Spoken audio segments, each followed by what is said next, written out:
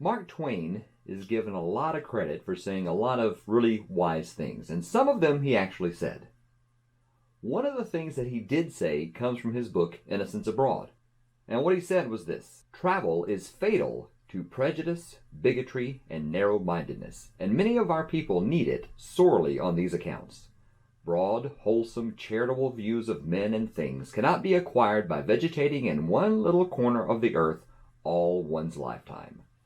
Now, I have had the great opportunity to travel as part of my work. I traveled with a touring puppet company that took me all over the United States, and I toured with another company called Walking with Dinosaurs that took me all over the world.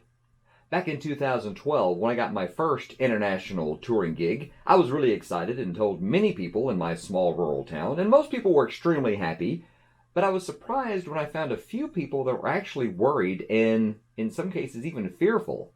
And this really surprised me. I wasn't exactly sure why they were so fearful that I'd be traveling around Europe. I mean, it was, first world countries, nothing that was terribly dangerous. And then I realized a couple of things. First of all, I realized that the only time they heard about places that weren't in their immediate area were when something bad happened. They would hear about violence or unrest or, something bad happening. And I realized that that was really their only sense of what was happening in the rest of the world. Now, don't hear what I'm not saying. I'm not saying the media is bad and that they're doing a bad thing. They report on things that happen. I also realized that most of them had never really been too far away from the place where they had lived most of their lives, if not places they had actually been born. If they have been somewhere, they've been to Florida, and usually to the same place they go every year. There was also some fear just that things would be different. Different languages, or different foods, or different cultures, just things would not be what they were accustomed to. But that's why I think it's absolutely critical that people travel. I think it's important for you to get out and see other people and see how people live and see what they do, what are their customs, even if it's somewhere different in the United States. Because once you go around and travel and see how other people live and see what they do, you're going to find out that people are pretty much people. On the Walking with Dinosaurs International tour, we performed inside arenas, and where I would perform the puppets was actually in the arena itself, around all the people. And to get where I was performing, I'd have to walk through the concourse. And it struck me one time as I was heading to the interior of the arena that I was walking by families who were waiting in line for popcorn and drinks, and there were families rushing to find their seats, and there was the kid who had spilled the Coke already. There were families buying merchandise, t-shirts and little plush dinosaurs. If you didn't hear the language that was being spoken, or if you didn't see the signs that might have different words, you'd never know you weren't in Atlanta, or LA, or Birmingham, or New York.